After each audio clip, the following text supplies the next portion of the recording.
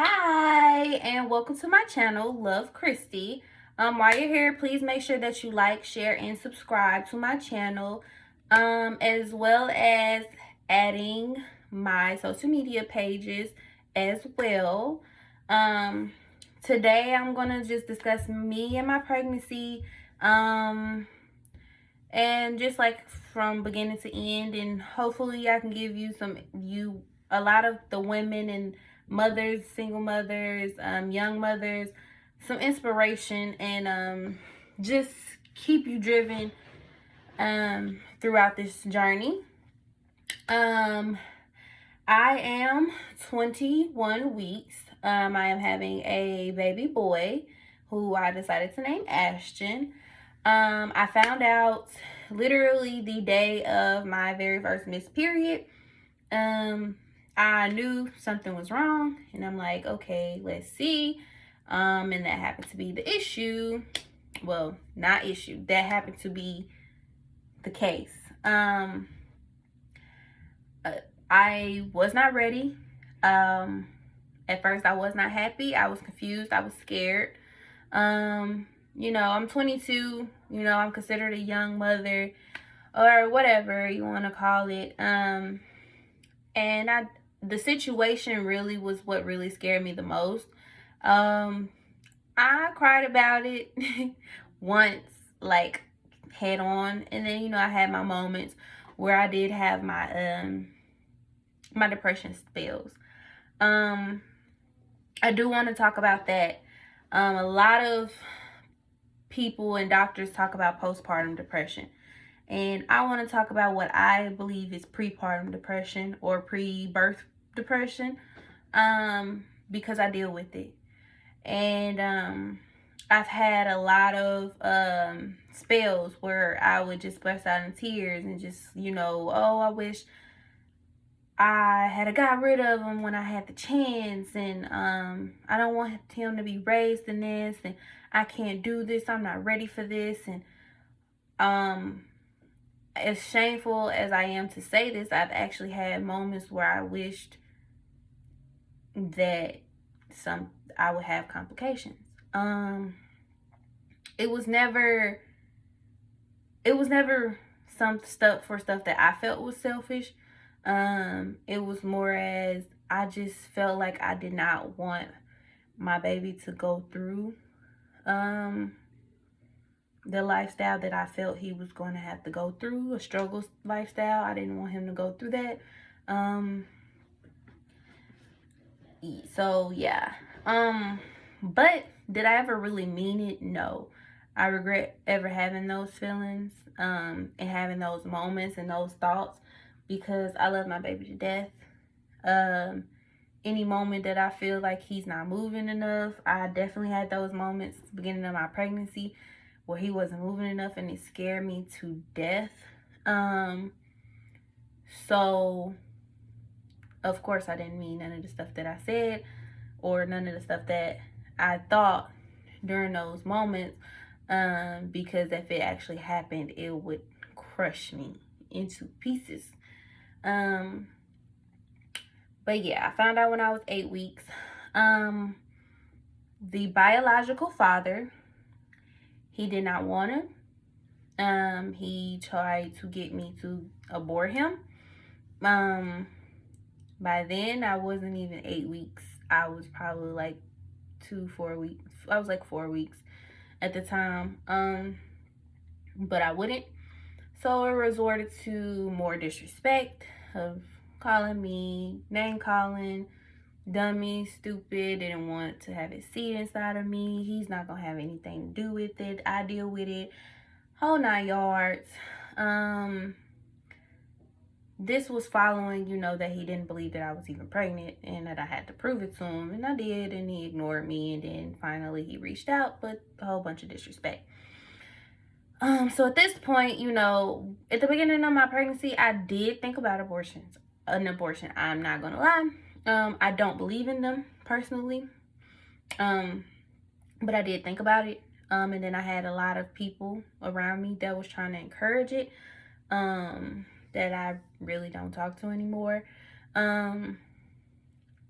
And But I decided to keep my baby because I laid there, I made this baby, and I'm going to take care of him regardless, and he's going to be okay.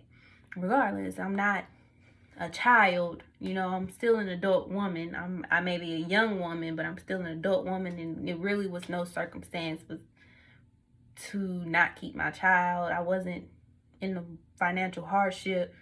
I wasn't jobless. I wasn't homeless. My bills were paid on time. And I had no reason to not keep my child, besides the fact that my baby's father didn't want to be a part of my child's life. And I didn't give a fuck about him, honestly. I was actually happy because of the type of guy he was. I didn't want him in my child's life neither, anyways, to be completely honest, which is why we even stopped talking in the first place. My child's father and I were never in a relationship. He was just something I wanted to try new. I had never had a one-night stand. I wanted to try a one-night stand. Didn't work out that way because I need you in my life. I want you in my life. I want to still talk to you, blah, blah, blah. We exchanged numbers. We seen each other once after that, and yeah. But off that subject, so at this point, I've gotten to the point where I'm like, okay, it's just going to be me and my baby. At this time, I didn't know what I was having. You know, I'm like, it's just me and my baby. I can get through this. You know, I got this. And my current boyfriend, he reached out to me. We reconnected. We met in 2017. We actually stopped dating because we were in a long distance relationship and we were young. We knew we weren't going to be able to go back and forth to see each other. So that's why that relationship ended. Now that we're older, we make the accommodations. We try to. He came into my life and he was like, you know, I told him the situation. I'm like, so, you know, and then he's like, oh, okay, you know, and he's still, you know, like he wants to be with me. And I'm like, but, you know, he's like, I don't care about that. And he shows me every day that he does not care about that. He stepped up a lot and he's still stepping up. He's altering his life to be with me and to be a father. And I'm so grateful for it. I'm grateful for him, especially with us being young. Like I said, I'm 21. I'm 22. He's 21. So we're young, you know. He did not have to change his life and he did not have to alter his life to take on my responsibility. But he did and he still does. And like I said, I'm so grateful for that. And I'm grateful for him every day. You know, his family treats my son as if he is still their nephew, and it's nothing that's going to change any of their minds. Even if me and him were to break up, they're still like, that's still my nephew. So at the end of the day, it don't matter. And I'm grateful for that. I'm very grateful for that. It took a lot for me to even come on here and tell the real story because a lot of people don't know that's how much of a support he is. Because no one knows, like, that he's not the biological father. But he is the father because he is who stepped up to the plate and he is who is in the role. A lot of men confuse coming in a woman as being the father. That makes you a sperm donor. I could walk into a sperm bank and get sperm and put it in myself just like you did. So that doesn't make you a father. It makes you a sperm donor. So I'm very grateful for that.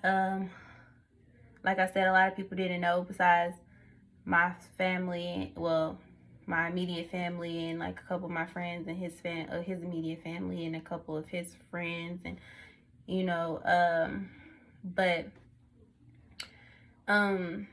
besides that, I moved back home because I wanted to be around my mom during my pregnancy and she wanted me to be around. So I'm grateful for that support system as well. So really that's like, well, baby father, he tried to come back around. I don't know. To play dad because he seen that my boyfriend stepped up and he doesn't like it, but who cares? What I really want to say though is to my single mothers and my young mothers, and my mothers that are sticking to relationships so that they won't be single mothers. Oh my God, please let that go. So that you won't be stuck in that type of situation. That type of situation is harder than being a single mother, I promise you. And you don't want to raise your child around that. I know we all go in wanting a 2-parent household and wanting the fairy tale. We do. But sometimes things don't work out like that. And there's nothing wrong with that. To my mothers, please stop allowing people, especially men, to shame you for being single mothers instead of shaming deadbeat men for being deadbeat fathers. If they put more energy into shaming these men that they hang around every day that does not take care of their kids, or that they see every day and won't even say anything to, as they do to single mothers, then we would have a lot less single mothers and deadbeat fathers. But that's a story for a different day. I just wanted to let you guys know that you are strong, you can do it, and do not let anybody make you feel like you cannot. I know that I said I do not believe in abortions, but like I said, I am not against them. What a woman does with her body is totally up to her. You know, you never know anybody, you never know their situation, you never know. So I don't shame anybody, and I don't make anyone feel bad for the decision that they make for their lifestyle, because I don't know their lifestyle. But yes, women that are going through depression now during your pregnancy, please try to surround yourself with love. I know it's hard still, because sometimes you still feel alone when you are still surrounded by love, because you just feel like people don't understand you. So yeah, please surround yourself with love. Moms, after you have your children, if you do not smoke weed, I'm just gonna be real with you, please get all of the help you can as far as postpartum depression. And even if you do smoke weed, please still get the help. If they suggest that you see a therapist, please get that type of help. Medication, if you don't believe in the medication, do what the medications that you believe in, or the therapies that you believe in, but please take the help is what I'm saying. Thank you to the fathers that are fathers. Thank you to the men that stepped up to fill the places of the deadbeat fathers or the missing fathers. Thank you to the men that understand postpartum depression and they tackle it head first, the best way that you can. Thank you to the fathers that don't know what postpartum is, but take the time to learn and understand it and not just leave. It's a hard battle for a lot of us. So please just stay strong. And just be the best that you can be. Like I said, you can do it. I am a strong person, but this is one thing that breaks me down in life. And this is one of the toughest things that I've ever in my life had to deal with. But I'm tackling it head on. So I know that it's hard. But like I said, you are strong. If you need anyone, like I said, you guys, you can always add me on social media. You can reach out to me. I'll give you all the resources that I can. I'll help you in any way that I can help you. And that's all I have for you guys today. Thank you for watching. Like I said, I hope that my story helps and inspires a lot of you mothers out there. And just keep being awesome. You are amazing. You are beautiful. And you are loved. I promise you. You're going to be a great mother. And you are a great mother to the mothers that are already mothers. And just keep being you.